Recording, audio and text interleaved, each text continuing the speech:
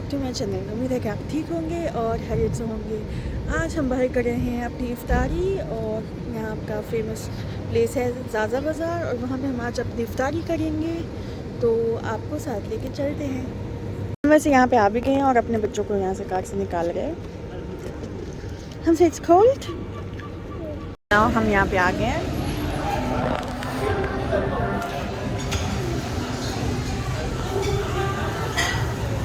गाड़ी को टाइम है लेकिन बच्चों को पहले ही खाना है। शुरू करते हैं विद सम चाइनीज़।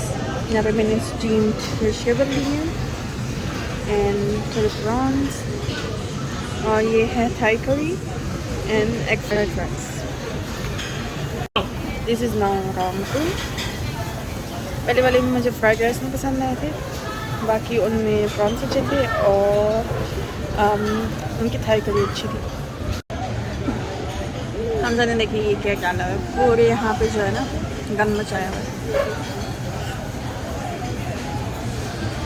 ये हमारा बेबी, ये भी ब्रेक पे। सो यहाँ पे बारी आ गई अब देसी की। ये chicken biryani, white rice and then chicken tikka masala and butter paneer. ये हो गया यहाँ पे खाना। इतनी उदम मची है यहाँ पे। इंसान ने एक प्लेट तोड़ दी और अब हम जाने लगे हैं घर।